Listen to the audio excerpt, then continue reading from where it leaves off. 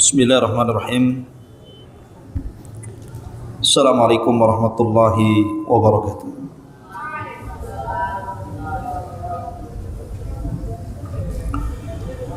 Alhamdulillah wassalatu wassalamu ala Rasulillah wa ala alihi wa sahbihi wa mawalah wa la hawla wa la quwata illa billahi wa ba'du. Dan kita masih membahas Al-Qasas wal Quran, kisah-kisah dan ayat-ayat dalam Al-Quranul Karim. Malam ini kita akan membahas surah Az-Zumar ayat 53 sampai 54. A'udzu billahi minasyaitonir rajim. Bismillahirrahmanirrahim. Qul ya ibadiyalladzina asrafu ala anfusihim la taqnatu min rahmatillahi innallaha yaghfiru dzunuba jami'a innahu huwal ghafurur rahim. Katakanlah wahai Muhammad, hai hamba-hambaku yang melampaui batas terhadap diri-diri mereka, janganlah kamu berputus asa dari rahmat Allah. Sesungguhnya Allah mengampuni dosa-dosa semuanya, dan sesungguhnya Dia yang Maha Pengampun lagi Maha Penyayang. Wa anibu ila rabbikum wa aslimu lahu min qablu an ya'tiyakumul adzabu wa hum la tunsarun. Dan kembalilah kamu kepada Tuhan dan berserah dirilah kepadanya sebelum datang azab kepadamu, kemudian kamu tidak dapat ditolong lagi. Ma'asyiral muslimin, jamaah sekalian yang dimuliakan Allah Subhanahu wa taala, surah Az-Zumar ayat 53 sampai 54 ini ada asbab nuzulnya. Ketika Umar bin Khattab radhiyallahu anhu berhijrah dari Mekah ke Madinah. Kita tahu bahwa hijrah kaum muslimin di zaman Rasul berapa kali? 3 kali. 2 kali ke Habasyah, Ethiopia, dan yang terakhir ketiga kalinya ke Madinah. Nah, ketika itu Umar bin Khattab radhiyallahu an hendak hijrah dari Mekah ke Madinah, dan sudah sepakat akan berangkat 3 orang. Pertama Hisham ibn As, kemudian yang kedua Ayyas ibn Abi Rabi, dan juga Umar bin Khattab radhiyallahu anhu. Maka janjianlah 3 orang ini untuk berangkat. Ketika Umar bin Khattab radhiyallahu anhu sudah berdua bersama Ayyas ibn Abi Rabi, rupanya Hisham ibn As ini tertahan oleh keluarganya sehingga tidak bisa hijrah. Akhirnya Umar pun hijrah berdua bersama Ayyas ibn Abi Rabi. Berangkat 2 orang ini dari Mekah menuju Madinah. Di tengah jalan, rupanya rombongan ini, 2 orang ini, Umar dan Ayyas ini berjumpa dengan rombongan Abu Jahal, Amr bin Hisham atau Abul Hakam atau dikenal dengan Abu Jahal. Dan orang-orang musyrik menghadang 2 orang ini. Tapi mereka tidak berani kepada Umar, karena Umar bin Khattab radhiyallahu an itu jago dalam berkelahi. Tidak ada orang berani dengan Umar, sehingga mereka tidak berani mengganggu Umar. Yang diganggu adalah Ayyas ibn Abi Rabi ini, karena Ayyas ini masih ada kekerabatan dengan Abu Jahal, sama-sama dari Bani Mahzum. Maka Abu Jahal bersiasat, mengatakan kepada Ayyas ibn Abi Rabi ini, kata Abu Jahal, Ya Ayyas, sesungguhnya ibumu sudah bernadar. Karena kita tahu bahwa Ayyas ini salah satu sahabat yang awal-awal masuk Islam, dan dia ikut hijrah ke Ethiopia juga, sehingga lama tidak berjumpa dengan ibunya. Sehingga Abu Jahal ini kemudian hendak membohongi Ayyas ibn Abi Rabi ini dan mengatakan, ya Ayyas, sesungguhnya ibumu sudah bernadar.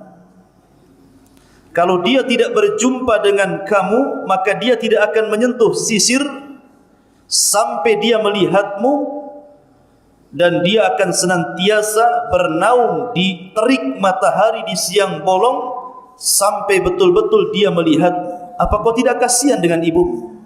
Kau tinggalkan dia dari Mekah ke Madinah. Kalau kau biarkan seperti ini, ibumu bisa mati. Padahal Abu Jahal ini bohong.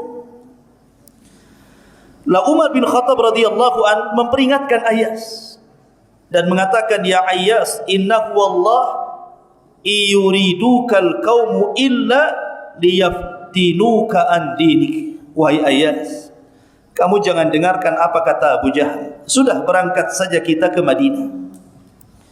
Mereka berbohong kepadamu dan hendak memfitnah agamamu.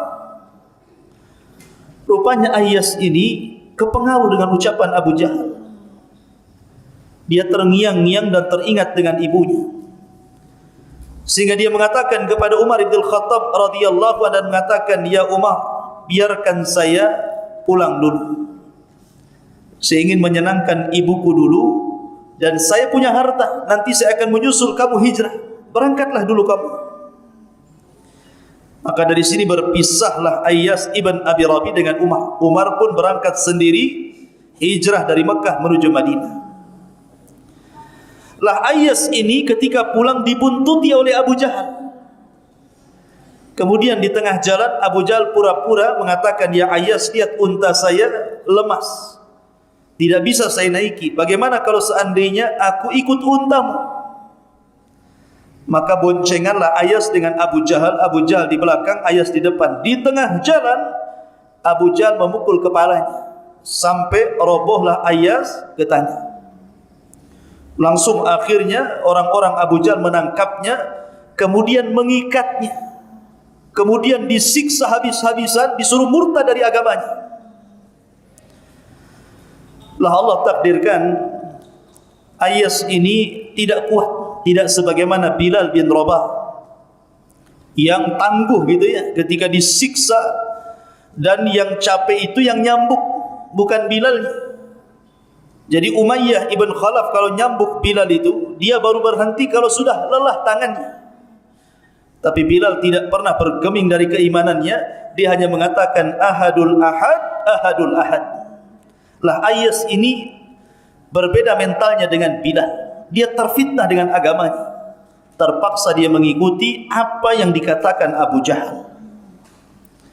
Terdengarlah berita Ayyas ini kepada kaum muslimin yang ada di Madinah.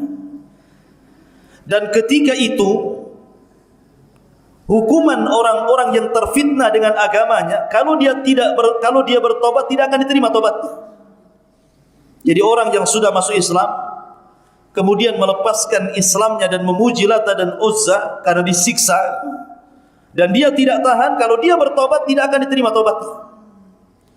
Sehingga orang-orang mengatakan, ya Allah, Ayyas sudah berpaling dari agama kita.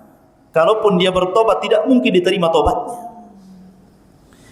Maka pembicaraan para sahabat tentang Ayyas ini terdengar sampai kepada Nabi SAW. Dari sinilah Allah Subhanahu wa taala turunkan ayat kepada Ayyas ibn Abi Rabi.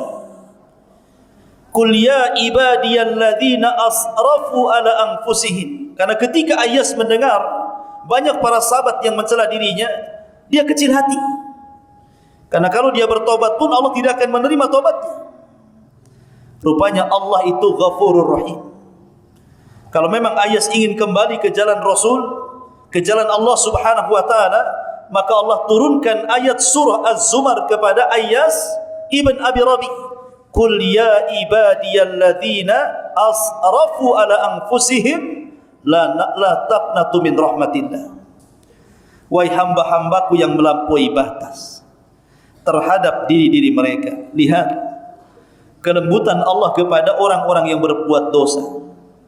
Allah tidak katakan wahai hamba-hamba yang membunuh, wahai hamba-hamba yang berzina, wahai hamba-hamba yang minum khamar, wahai hamba-hamba yang melakukan kesyirikan. Tidak. Tapi Allah lembut dengan kita dan membahasakan dengan kalimat asrafu ala anfusihim. Wahai hamba-hambaku yang melampaui batas terhadap diri-diri mereka. La taqnatu min rahmatillah. Jangan kalian berputus asa dari rahmat Allah. Subhanallah. Allah tidak mengatakan wahai hamba-hambaku yang melampaui batas terhadap dirinya, bertobatlah kalian. Tidak. Tapi Allah mendahulukan rahmat dibandingkan tobat. Kalau saya boleh analogikan seperti ini. Kalau seandainya Anda ini jualan barang, kemudian ada yang membeli barang Anda, sebelum barang dikeluarkan, orang itu sudah ngasih duit dulu. Jadi sebelum Allah menerima tobat kita, Allah sudah memberikan rahmatnya dulu. Dan itu menunjukkan kasih sayang Allah dengan kita. Di sini Allah mendahulukan rahmat dibandingkan tobatnya. Sehingga Allah mengatakan la taqnatu min rahmatillah, jangan putus asa dari rahmat Allah, karena innallaha yaghfirudz dzunuba jami'ah, karena Allah itu menghapus seluruh dosa. Dahulu di zaman Bani Israel ada preman yang membunuh 99 jiwa. Kalau hari ini kita punya tetangga mendengar membunuh tetangganya, dikatakan sadis itu. Gimana kalau yang dibunuh itu 99 nyawa? Tetapi anak muda ini diberikan hidayah, ingin bertobat kepada Allah Azza wa Jalla. Karena di zaman itu kan syariatnya masih menggunakan syariat bukan Islam. Bani Israel masih mengikuti syariat Yahudi. Maka anak muda preman ini datang kepada seorang rahib, seorang padri, seorang pendeta, dan mengatakan, wahai padri, wahai pendeta, aku sudah membunuh 99 jiwa. Halli minat taubah, apakah aku punya tobat? Karena rahib atau padri ini tidak punya ilmu, berfatwa sembarangan dan mengatakan, oh kalau kamu tertutup tobatmu, banyak kali sudah kau bunuh orang. Marahlah dia. Ketika dia mendengar tidak ada tobat, marah dia. Dia ambil pedang, dia tebas leher si padri itu. Mati si padri itu. Tebas lehernya, matilah. Percaya, saya tebas antum. Akhirnya kemudian ketika dia sudah membunuh si padri itu, genaplah 100 jiwa dia bunuh. Tapi dia tidak putus asa. La taqnatu min rahmatillah. Dia tidak putus asa mencari rahmat Allah Azza wa Jalla. Datanglah kepada seorang alim. Dia mengatakan, wahai alim, wahai ulama, saya sudah membunuh 100 jiwa nih. Tadinya 99, si padri kurang ajar, kubunuh juga dia. 100 nih jadi. Adakah tobat bagiku wahai ulama? Maka sang alim mengatakan ada. Tapi syaratnya kau harus bertobat di negeri sono. Di sana ada sebuah negeri, semua isinya orang saleh, isinya para ulama. Kau berangkat ke sana, tinggallah bersama mereka, niscaya kau akan diterima tobatnya. Pentingnya mencari lingkungan di sini. Akhirnya berangkatlah anak muda yang sudah membunuh 100 jiwa ini ke kampung yang dimaksud orang alim tadi. Allah takdirkan di tengah jalan dia terpeleset, kemudian jatuh, kemudian mati. Belum sampai di desa itu. Maka kemudian datanglah malakul maut. Setelah dicabut rohnya, datang dua malaikat. Pertama malaikat azab, yang kedua malaikat rahmat. Kata malaikat azab, ini ruh punya saya. Dia pantas masuk neraka karena sudah membunuh 100 jiwa. Kata malaikat rahmat, tidak, ini ruh punya saya. Karena sudah ada keinginan tobat, maka pantas dia masuk surga. Rebutanlah ruh itu, tarik-menarik antara malaikat azab dengan malaikat rahmat. Allah subhanahu wa ta'ala mengutus malaikat hakim, malaikat pemutus di antara dua malaikat azab dan rahmat ini. Kata malaikat hakim, gini saja, kita ukur saja antara kematian preman ini dengan desa orang-orang soleh, ataupun kematian preman ini dengan ulama yang ditanya dia, dekat ke mana? Kalau dekat ke desa tersebut, maka ambil wahai malaikat rahmat. Kalau dekat kepada alim yang bertanya, maka ambil wahai malaikat azab. Berarti dia masih jauh daripada rahmat Allah. Subhanallah. Ketika itu sebenarnya anak muda ini masih jauh daripada desa yang akan dituju dan masih dekat dengan alim yang ditanya. Tapi karena rahmat Allah itu luas, rahmat Allah itu mendahului kemurkaannya, Allah lipat bumi itu. Sehingga kemudian Allah dekatkan dengan desa yang dituju dibandingkan dengan orang alim yang ditanya. Subhanallah. Harusnya dia diambil malaikat azab. Tapi karena Allah lipat bumi, didekatkan dengan desa yang dituju, akhirnya malaikat rahmat berhak mengambil ruhnya dan Allah masukkan ke dalam surga. Lihat bagaimana rahmat Allah mendahului azabnya. Begitulah kasih sayang Allah subhanahu wa ta'ala. Sebesar apapun dosa kita, kalau datang kepada Allah tidak menyekutukannya, maka Allah akan datang dengan seberat dosa yang kita pikul saat menghadap kepada Jalla fi'ula Allah tabaraka wa ta'ala. Wallahu a'lam bishawab. Saya kira sudah itunya, sudah siap. Baik. Kita tutup. Subhanakallah bihamdika asyhadu an la ilaha illa anta astaghfiruka wa atubu ilaik. Allah ta'ala. Assalamualaikum warahmatullahi wabarakatuh.